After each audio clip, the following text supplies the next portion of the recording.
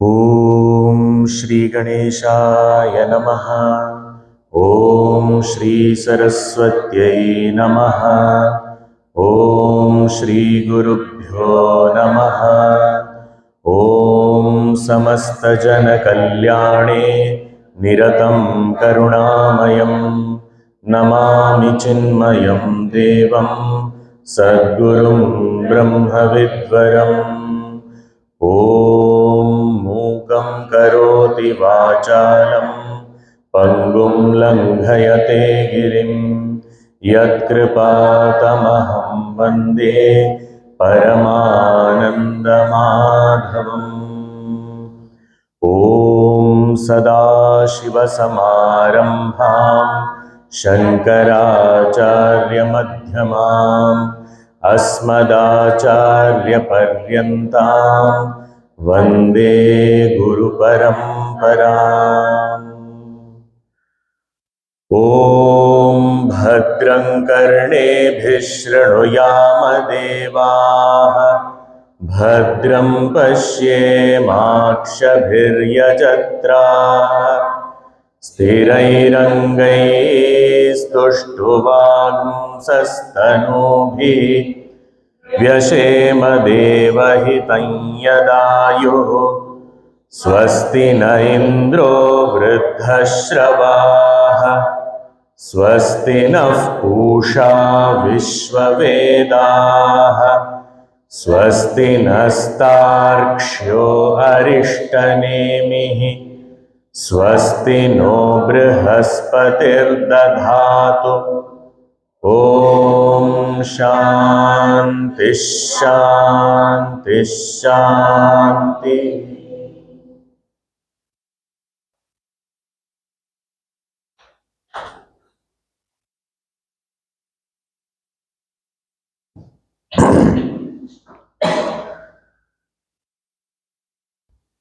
The second Mundaka, the second chapter, begins with indicating the highest truth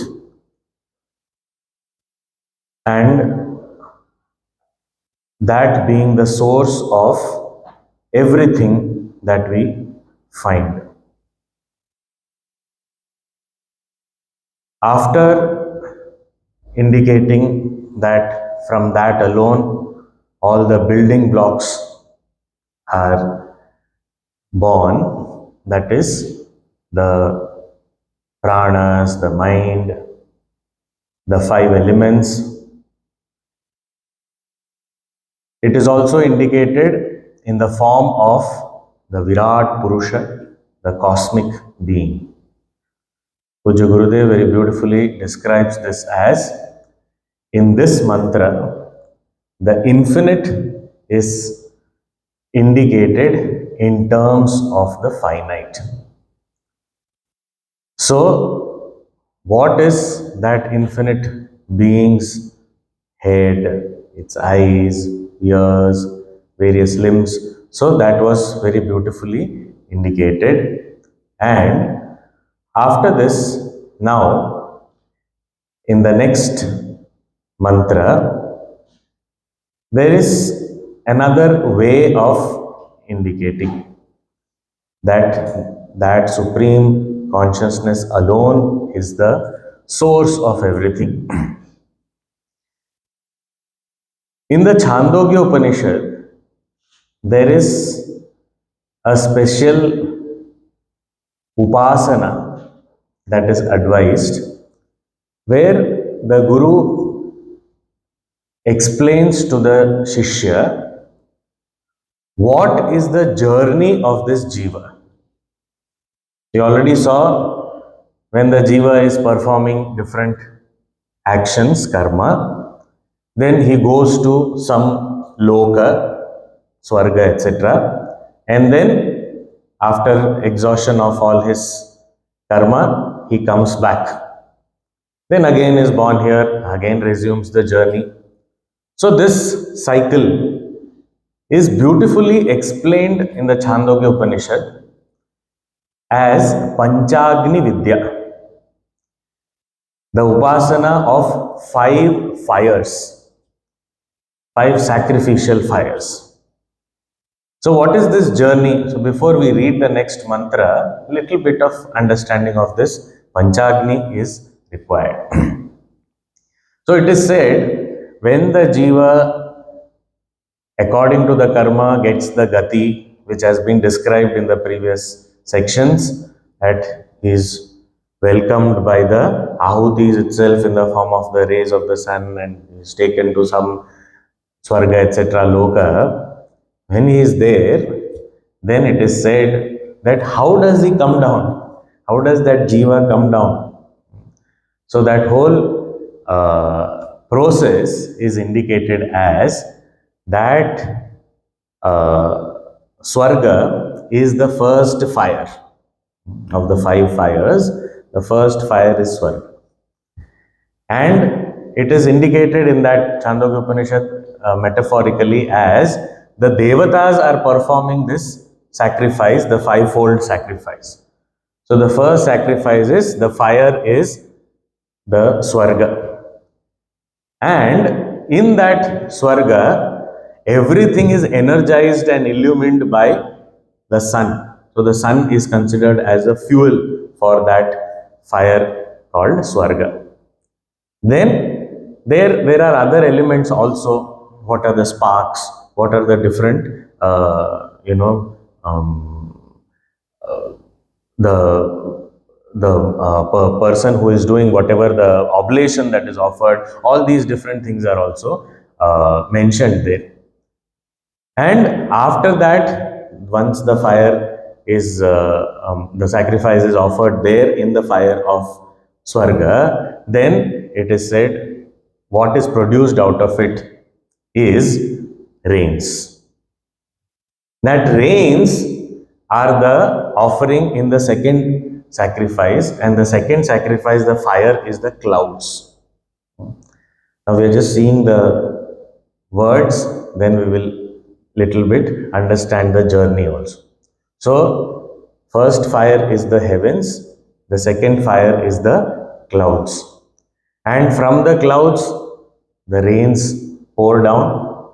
Then the third fire is the Prithvi, the earth, and in the earth what is offered is the Annam, the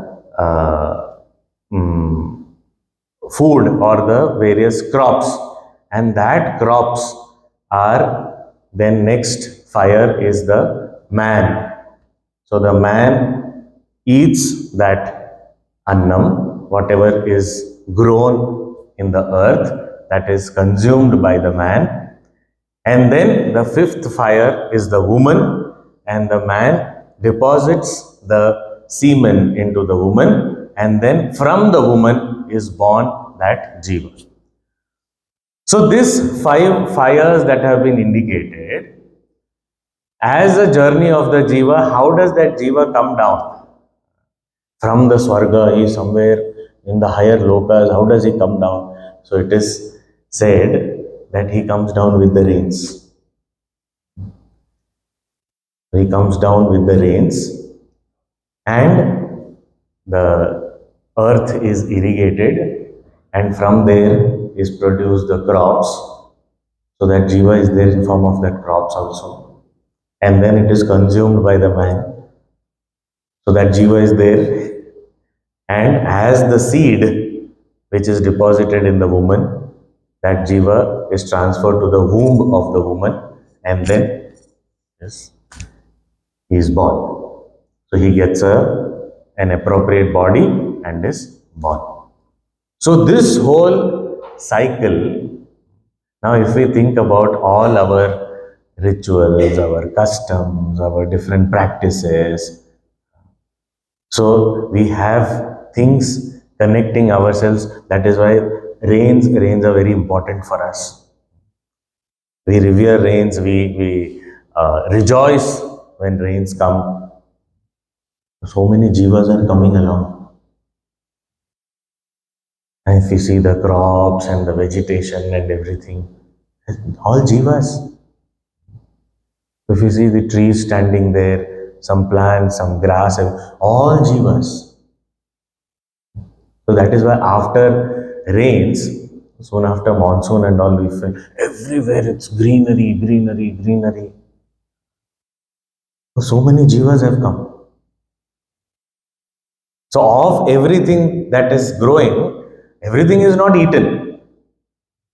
Some things are eaten, some things are just like that. Why? Because their gati is only to become a tree. So they are there, standing.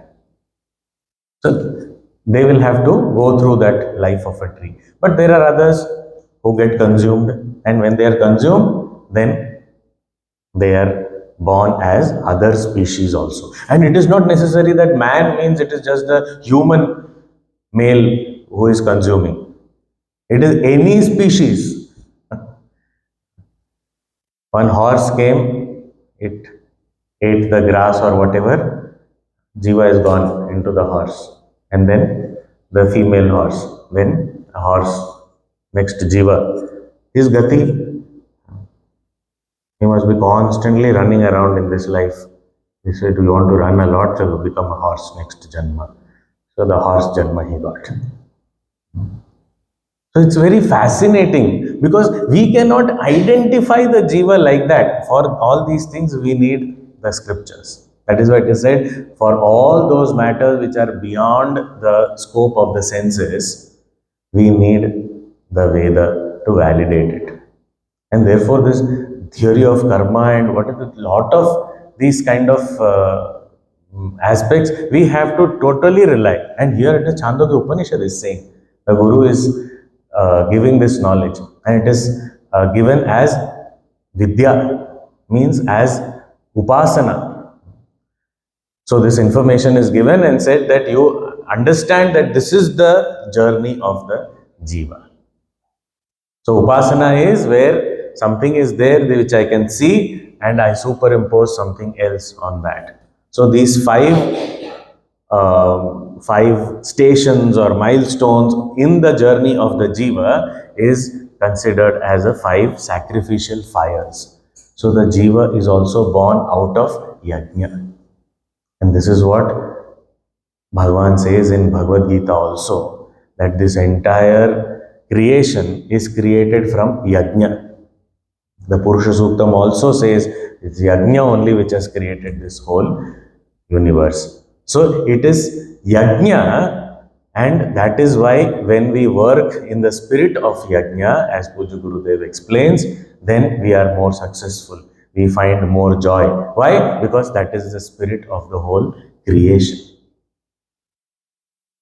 So this whole journey of the jiva is through these five sacrificial fires, and the jiva keeps transmigrating. Then, okay, he is born. Then what? Then he performs karma. And as per the karma, again, this journey has been indicated already. Ehi, please come, taken there. After going there, then cloud, rains, earth, crops, man, woman, birth. So the rest of the journey is indicated here. So this cycle keeps going on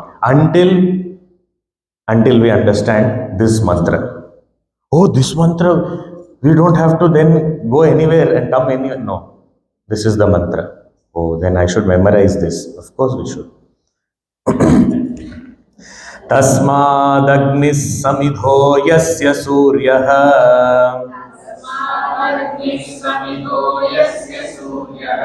is the fifth mantra of the second Mundaka, first section. Tasmadagnis samidho yasya suryah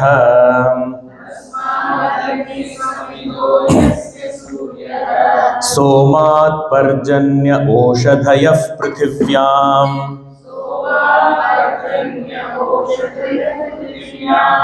पुमान् रेतस्सिञ्चति योषितायाम् बह्वीः प्रजाः पुरुषात् सम्प्रसूताः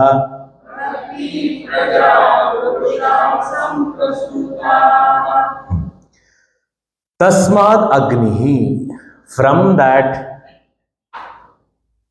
universal being, the supreme consciousness, the infinite reality, from that Brahman, Agni, here already in the previous mantra, Agni was referred to as heavens. So here also Agni means heavens, Swarga. So Swarga means we should understand all the higher realms. So from that consciousness only has come the higher realms, the heavens. Samidho yasya suryaha, that which heavens, for which the fuel is Surya, the sun. The sun is the one which illumines and energizes the Swarga. To talk of Swarga, even our world also, it is only Surya that is energizing us. So when the sun rises, everybody is active. And the sun sets, everyone slowly starts resting. So sun is the one which is ensuring that we are all alive. So that sun is the one which is ensuring the heavens activities are also going on. Samidaha. So that Agni called heavens is ablaze because of the sun. Now what is this sun? Also earlier when we were talking about karma and karma phala, which Gurudev had indicated, we had discussed that what is this sun? Sun is the sum total of all our karma phalas. So when there is, so many of us have performed so many different actions and all of us have been born on this earth, it is because of this earth being at an exact distance from the sun that we are all alive here. If the distance was little higher or lower, we would not have been alive. So that sun is ensuring that we are getting our karma phala. And not only in this loka, even in the other lokas, the sun is the one which is ensuring. That is why in some lokas where we say, Upanishads only in other places have said that if you do not get this knowledge, then you will go to some dark loka. Dark loka means what? Sun is not shining enough. But that lack of sun also, it is in the reference to sun only that it is being said. The language is in reference to sun only because sun is the fuel which keeps that loka also ablaze. So here, Agnihi Samidho Yasya Suryaha. And when this yajna is performed, it is said in the Chandogya Upanishad that the moon comes into being and it creates the clouds. Somat Parjanyaha. Now, moon and clouds relationship, it is explained as the sun when it scorches. When the sun scorches and it evaporates the waters from the earth, then it has to go up and it has to condense. Only then clouds will be formed and it will rain. So that cooling factor, what is there? The cooling factor in the skies, so we find is the moon. So it is the presence of the moon which even cools down the earth, cools down all vegetation, and after the entire day of sunlight, it is the moonlight that brings about nourishment in all the food that we have. This is a well-known fact even according to modern science. So that cooling aspect is the one which creates Somat Parjanyaha, clouds are created. So sun is heating up, evaporating. The moon is cooling down, and there is clouds. And from those clouds, come down the rains. And those rains come down to where? To the earth. So, Prithvivyam, and in the earth are growing the Oshadhayaha, different crops and other food is grown in the earth. So, the first Agni is Swarga, second Agni is Megha, third Agni is Prithvi. So, heavens, clouds, and earth. And then Prithivyam, Puman, all this crops is consumed by Puman, man. That doesn't mean that the woman does not eat, huh? Here, for this particular description, it is specifically mentioned man. Does not mean woman does not eat or should not eat. Upanishad has said only man should eat. So now onwards, woman should not eat. Why Upanishad has not said that woman is eating? We have to understand everyone eats. But here, for this particular description, we have to specifically mention the man and say the man consumes this food and then deposits the seed in the woman. Puman retaha sinchati yoshitayam. Yoshitayam, in the woman, in the womb of the woman is deposited the seed of from the man. Sinchati, deposits. And from that, bahvihi prajaha samprasutaha. So many different beings are born. And this is Puman and Yoshita. We are talking about human beings, therefore we are taking this, speaking this language. Any species. Just imagine we as a jiva came down as rains and then became some crop. Yes, sitting there in the pod as one wheat or paddy sitting there looking, where will I be born next? And then suddenly a donkey enters the field and it comes, eats. Oh, last birth I was kicking everybody. Now I understood. Donkey has eaten. Now, next birth, I will also be the melodious donkey. So, that is a journey so fascinating to see how we have reached where we have reached. So beautiful. Now, okay, this is Chandogya Upanishad thing. Here it is just reference. It is not just reference. The most important two words in this mantra. The first word, yasma, tasmat, and the second last word, purushat.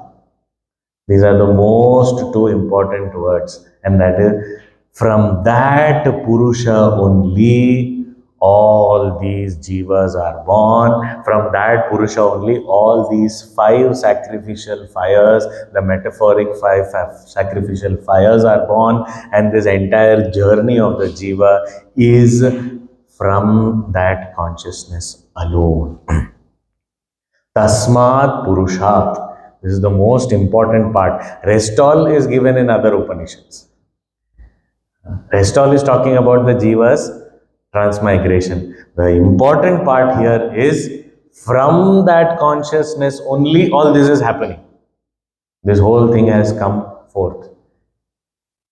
So, when I think about this Panchagni Vidya and all those things, and I superimpose this and make it into understand as a sacrificial fire, and then said this is offered here, and this happens, and finally the jiva is born, and then the jiva is free to carry out whatever actions it wants to do. Okay, all that is fine, but don't get lost in the process. Understand the source. The source is what? It is all coming from that consciousness.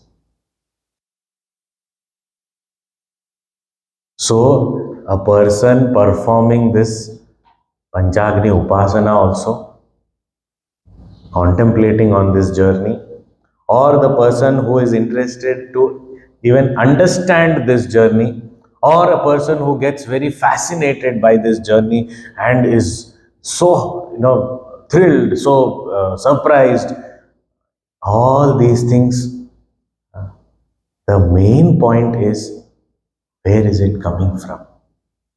What is the source? If we understand the source, then all these things become even more divine for us. Then there is no problem. Okay, I am transmigrating now. So what? Where am I? Where did I come from? Where am I going? So only thing is I should not get lost in this bus. If I constantly remember where I have come from, then there's no problem. And where do I have to go? I know. Where am I traveling? In that only. I came from consciousness. I am living in that consciousness and back into the consciousness. Why? Because I am that consciousness. So this, in the language of this Panchagni also, Rishi Angiras is telling Shaunaka that everything has come from that alone. Tasmat Purushad Eva. Then there are some more mantras which are talking about, again, the consciousness being the ultimate source of all that is seen. So here about the Panchagni Upasana was given. Now the next mantra, that is the sixth mantra, it is the language of the yajna is talked about karma. So previous mantra was about something related to upasana. Here it is related to karma, and it is said, Tasmadrichas samayajumshi diksha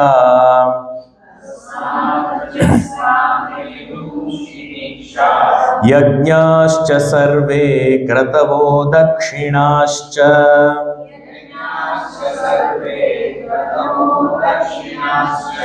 संवत्सरश्च यजमानश्च लोकाः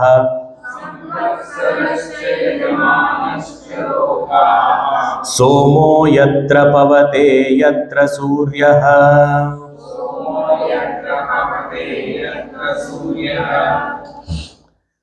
Tasmat, from that supreme consciousness alone, Richah Sama Yajumshi. Richah Rigveda, Sama Samaveda, Yajumshi Yajurveda. Oh, then what about Atharva Veda? You should understand that also. This Upanishad itself is in Atharva Veda. So that is also understood. Or Sama, Richa, Rik and Yajus are three types of mantras in the Veda. So what are these three types? Rik or Richa means that which is in the metrical form, in poetry, Padyatmaka. So that which has a specific number of alphabets or syllables in each line, that is called a metrical poetic expression. Some mantras are that kind, like the one which we just read. So there is a number of letters, Niyata Pada. Then Sama means that which is to be sung. So it is to be sung in particular intonation, etc. It cannot just be spoken. It has to be sung. So there is a different shakha, different mantras, and the way of chanting also. So we chant Samaveda mantras also like that only. But there is a way of chanting. So it is actually more of singing, Geeti Pradhan. So song, it is more of a song. Yajumshi, Yajus means those mantras which are in prose. Means they are not in a metrical form, in a poetic form. It is not having a specific number of syllables in each line. It is free prose. So some of the mantras in the beginning, they were all like that only. So, Athapara, Yaya Tadaksharam Adhigamyate. So we don't chant in that way, in a poetic form, it is just spoken. It is more of a prose. So that is called yajus. So there can be poetry, prose, and song. These are the three types of mantras in the all the four Vedas. So therefore, all the Vedic mantras, here it is said, it all came from that Purusha alone. So all the chants used in the sacrifice or in any ritual is all coming from that supreme consciousness alone.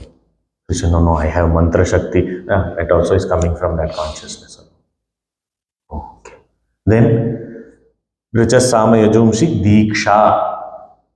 For performing any karma, one has to follow certain disciplines before the beginning of the ritual also. In the very beginning. Shankaracharya is giving an example, like before you start, the Purohit will come and then you say you put one tilak and then you sit down here and then you put tie one, that red thread they tie and then you say that now you have got, you are initiated, Diksha, that now you are the performer of the sacrifice. Now this is your primary role. So now you have to do this and chant so much of japa you have to do before we begin tomorrow morning, and tonight don't have dinner, and all these disciplines are given. So all these disciplines is Diksha. So these are important for the performance of the ritual. Or where does all this come from? All these disciplines, all these preparatory steps. Tasmat, consciousness alone. That Paramapurusha only. Diksha. Then Yajnaha.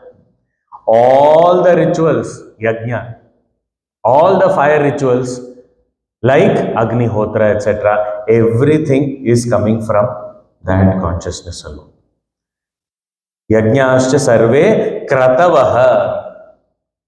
Kratu. Yajna is one word. Kratu is another word for fire sacrifice only. But technically speaking, Kratu is that in which they say that there is a pole that is beside the Yajna sacrificial pit, the Yajna Kunda, there is a pole. And to that pole is tied an animal, Pashu Bandhana. That is called the Bali Pashu, sacrificial. Oh, so Bali is real. So actually we should kill animals for doing the sacrifice and all. No. Bali does not mean to kill. The meaning of Bali does not mean to kill. There is an animal tied. It is fed well. It is worshipped. But the original ritual used to be, the practice used to be, when that step comes in the yajna, when that step comes, you release the Pashu. It is not to kill it. Later on, in misinterpretations, it happened that you have to kill the Pashu. The idea is, killing is talked, if at all there is any place where directly killing has been mentioned, it is the killing of the Pashutva, the animalistic tendency within us. It is not killing the animal itself. Because if we kill the animal, we are worse than that animal. Which means we are not fit to do the sacrifice at all. Because this is something divine. This is a worship. Yajna itself means worship. So how can one be fit to worship when you are killing some animal? So that is why it is, Bali does not mean killing. If at all there is any meaning, it means that I have to kill my animalistic tendency. And that is why even in temples, the traditional temples, especially in the south of India, if we see, there are so many, here also there are many South Indian temples, if we see, as we enter in some places, there is a round stone. Sometimes it is very nicely carved and all, like petals of lotus and all. It's a round stone, flat. As we enter, it will be there. Sometimes it is very small, sometimes it is very huge, sometimes it is at the threshold itself, it is placed. So it may get prominence, it may not get prominence, it may be noticed, it may not be noticed also. But that is called Bali Pitha. And Balipita is on our way when we are entering the main temple hall and looking towards the sanctum. So when we are entering, that Balipita is reminding us, sacrifice, kill all your animalistic tendency here only. Destroy them here, then enter. Only then this will be purposeful visit to the temple. Otherwise, what is the point? So, that Balipita is there even in temple. That does not mean you take animals and go and kill them. No. It is inside there are enough. All entire zoo is there inside. Entire forest is there. Zoo still they are in the cage. Forest is a wild. All sorts are there. Sometimes it is very nice, beautiful, cute. Squirrel is also there. A terrible alligator is also there. Everything is inside. A very, very lazy buffalo is also there, and a very mighty lion is also there. But all these animalistic tendencies, leave them there and go in. So, this kratavaha is plural. Kratu means a yajna, a fire sacrifice, in which there is a pole to tie this sacrificial animal, Bali Pashu, which is later on at the appropriate time released. So, released means what? We are letting go of all our animalistic tendency. So, we are actually superimposing all our animalistic tendency on that this kind of animal is there within me also. And often it is a goat or something. So, goat means what? Goat constantly says meh, meh, meh, means I, ego. And then go. Now, go. Never come back.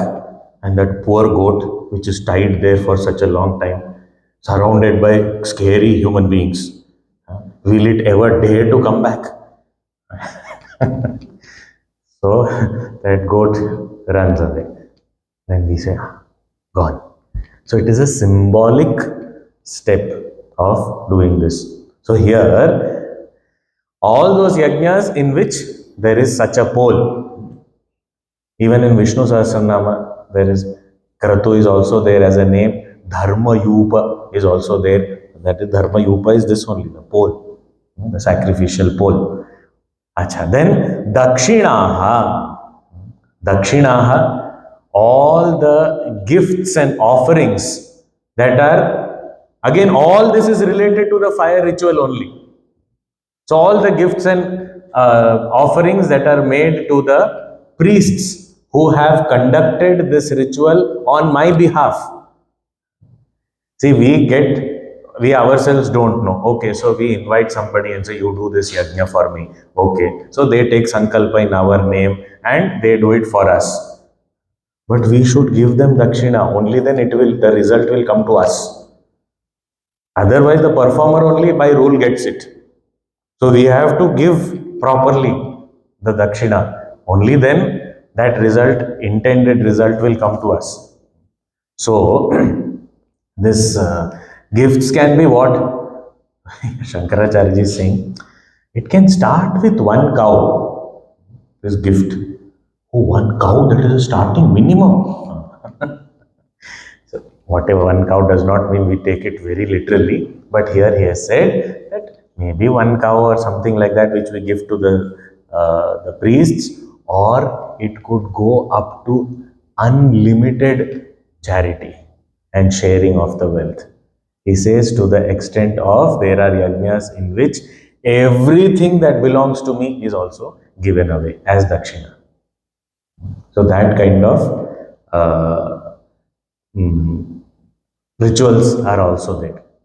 So in Kathopanishad, in the very beginning, the father of Nachiketa is doing that kind of a Vishwajit Yaga only, in which everything, he is resolved that everything that belongs to me, I shall give away. So that kind of dakshina, everything can be given away. Then Samvatsaraha. Samvatsaraha means, the word meaning is year. But Samvatsaraha, year means the time of the ritual. That is also very important. When we take Sankalpa, so sometimes that long Sankalpa that we take, we specify in this year, in this month, in this fortnight, on this day, we are going to perform this. So a particular time is there.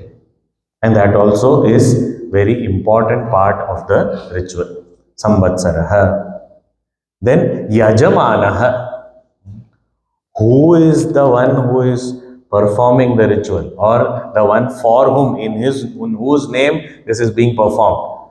The karta of this karma. It can be officiated and facilitated by priests, because obviously priests only will be well versed in this ritual, so they will be performing. But for whom, in whose name, who is the karta, the main karta? So that person takes the sankalpa, does all the important rituals, and that the priests ask that person to do everything. So that is Yajamana. Then Lokaha. And when the Yajamana performs this ritual at the right time with all sincerity, then what happens? He gets all the results. That is Lokaha, Karma Phala. So what all is related to the yajna? Everything. The chanting is done. Okay, that is also included. Then the preparatory steps, that's also included. All the various rituals also included.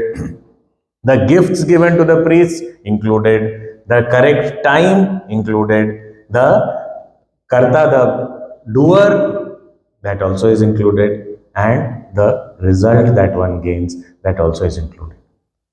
And what kind of results? So lokaha, here there is two adjectives given. Yatra somaha pavate, yatra suryaha pavate.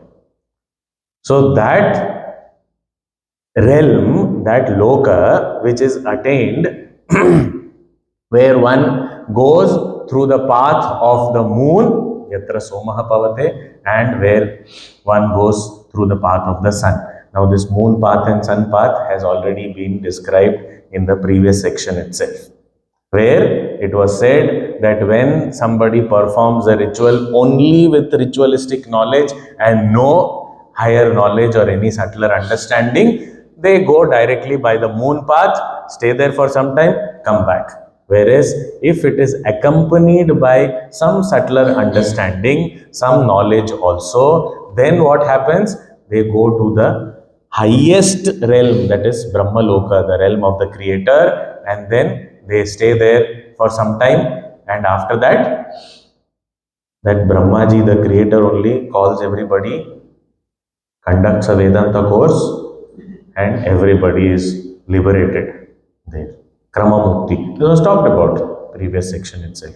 So the path of the sun is that which goes to the higher realms, and sometimes these jivas don't need to come back, but they have to wait there also. And this path of the moon is they go have some pleasure and come back. So these are lokas, all types of karma phalas. So what it means is any type of karma phala is there. So the chants till the karma phala, everything, the preparatory steps, and the person who is performing everything. Here also the most important word is tasmat.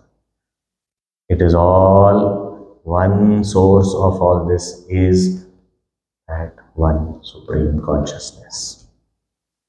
Tasmat Purushad eva sarvam. So everything is emanating from him. So now all the karmas that we perform, everything that helps me perform the karma, and the one who is performing the karma, and the results that one gains, everything is coming from that consciousness alone. So even when we are performing karmas, if we are aware that my source is that only, everything has emanated from that one alone. There is no two. Then I remain grounded, I remain connected. So this, all these ritualistic language also, it has been indicated Now some more. What is there? The seventh mantra we read. Tasmacha deva bahudha samprasutaha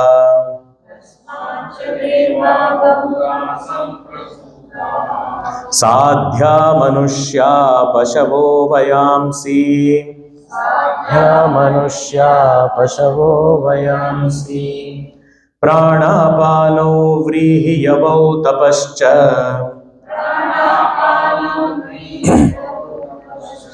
Shraddha Satyam ब्रह्मचर्यम विधिश्च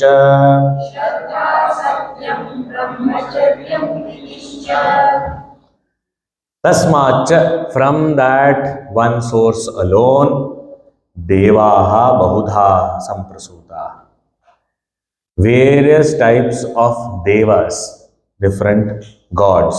What kind of devas? That we know different classes of devas. Bahudha, like there are 11 types of Rudras, there are 12 types of Adityas, there are 8 types of Vasus. So all these are called devas. Different devas are born out of that one consciousness. Sadhyaha, various other celestial beings like Gandharvas, etc., other celestial beings also are born out of them. Then Manushyaha. So these are all different realms. All those jivas which are populating different realms, it is being talked about. Devaha, Sadhyaha, Manushyaha, all the human beings. Pashavaha, animals. Vayamsi, birds. And all these jivas staying in different realms and experiencing different things, they are alive because of what? What is that? They are breathing. Pranapano. They are breathing in, breathing out. So, it is their life breath. What is that life breath? That is also coming from that consciousness only. Pranapano. Vrihi yavav. And what is there to ensure that they keep breathing? They have to put some fuel, and that is different types of grains, etc.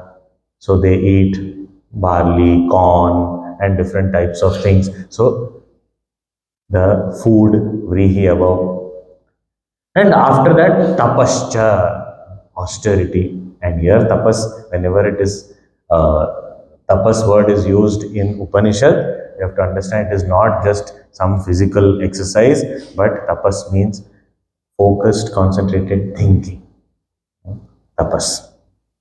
So here, now suddenly there is this Puja Gurudev also clarifies that you talk about, okay, all these different jivas, then you talk about their breathing and then the food to keep them breathing. Okay, but suddenly what change into thought, focused thought? Where did this come? There is some jerk here. It is not flowing smoothly. So here Gurudev explains, it is food only that even nurtures a thought. Thought can exist only if there is food. And that also, it is experimented and demonstrated in Chandogya Upanishad. In the Chandogya Upanishad, the Guru, who is actually the father of the student, he tells the student to explain that how food is related to the mind and the thought. He says 15 days don't eat. Don't eat anything. You can drink water, no eating. Nowadays, such experiments, if we conduct, luckily that was father son only. Otherwise, the parents will come. Here, mother also did not object. Okay, some educational experiment going on. 15 days. You can drink water, no eating. He doesn't eat. After 15 days, the father calls him. Said, okay. Oh, was he alive? Of course, he was alive. Our body is capable of living without food also for some time. So he came back. Said, okay, chant that mantra. Chant that mantra. Which mantra? Do I know that mantra? I don't know. I have learned it, but I am not able to remember. Why you are not able to remember? Then the father says, okay, go, eat something and come. So he eats and then he comes back. Said, okay. Then after some time he says, now you chant. Immediately starts chanting. What happened? No food, no thought. And that is why when we sit for discussions, brainstorming and all those things, I said, let us eat something. That is why in meetings there is more eating. Because you keep on eating and then eating takes the main place and the meeting is remaining. So we will meet again next week or next month. Why? Because eating took away all the time. But for thinking also we need food. So here Vrihi Avav is kept in between. Pranapano, breathing has to continue, but even thinking is possible only by eating. So enough nourishment is required because the subtlest form of food forms the mind. So therefore, here he is saying tapaha. Tapaha is austerity, self-discipline, focused thought. Tapaha, shraddha. Shraddha, faith, devotion. Again, that single pointedness has to have an altar. Otherwise, where will I be single pointed? Okay, are you single pointed? Yes, I am single pointed. But where? Where have I focused my attention? Some higher noble altar has to be there. Shraddha, Satyam, that truth to which I am devoted, in which I have the faith. Brahmacharyam is, as Gurudev always explains, conservation of our energies. So no excesses in life. It is not just not involving in any sexual activity. It is not just not marrying or anything like that. Brahmacharya means to conserve our energies through all our senses. The energies that are getting depleted, to be able to conserve it.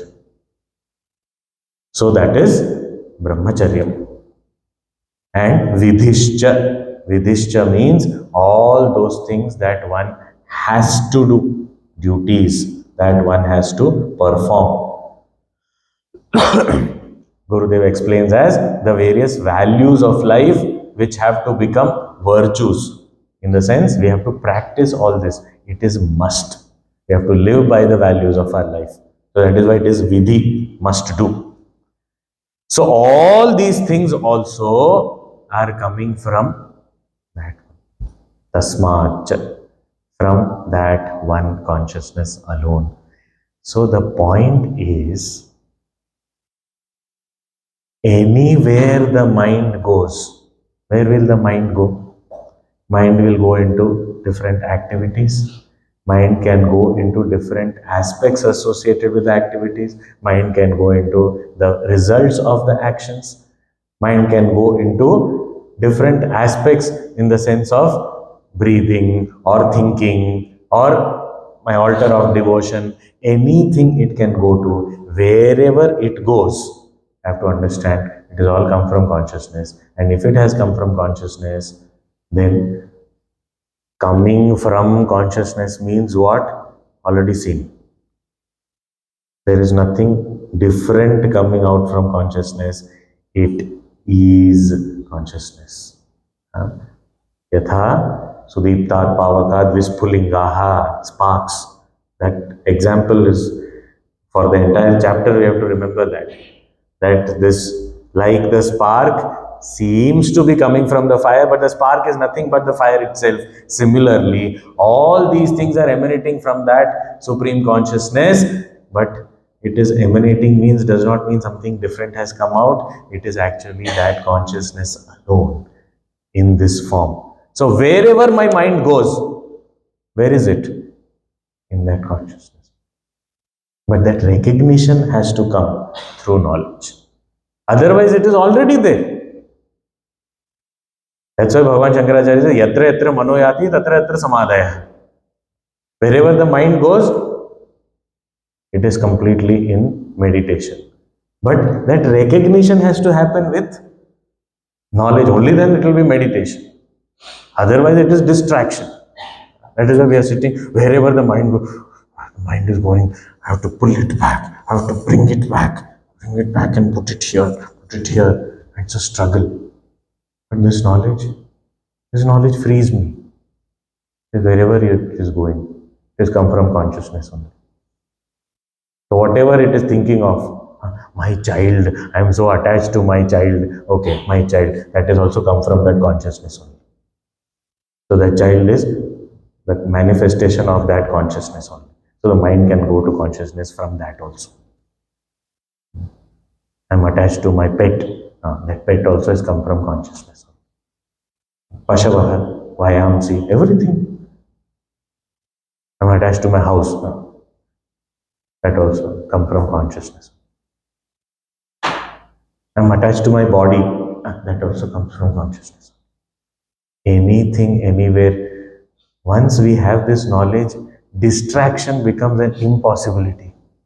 One cannot get distracted. Why? Because everywhere my mind goes and settles down in that supreme consciousness, which is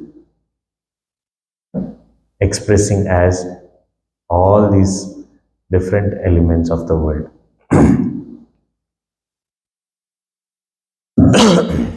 We can just for 2-3 minutes just sit down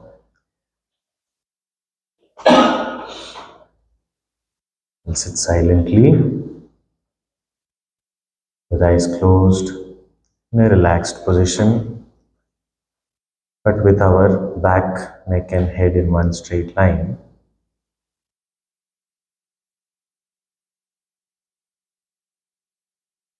And let us be like a parent to our mind and just let the mind wander wherever it wants to wander.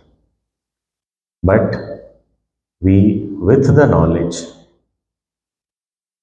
let us become aware that wherever the mind goes, that object also has come from that supreme consciousness.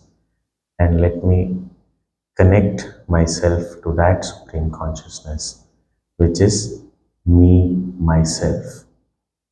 It has all come from the self. So may we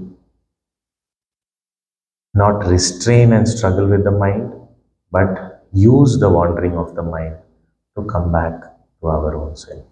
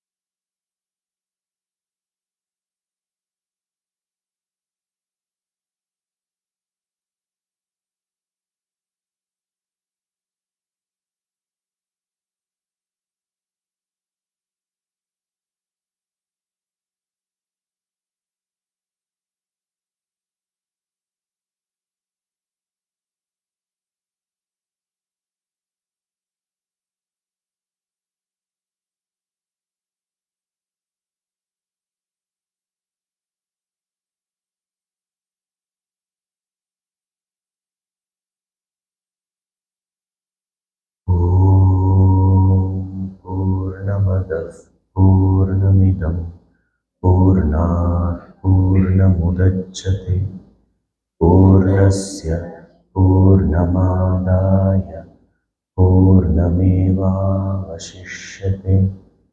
ॐ शान्ति शान्ति शान्तिः हरिः ॐ श्रीगुरुभ्यो नमः हरिः ॐ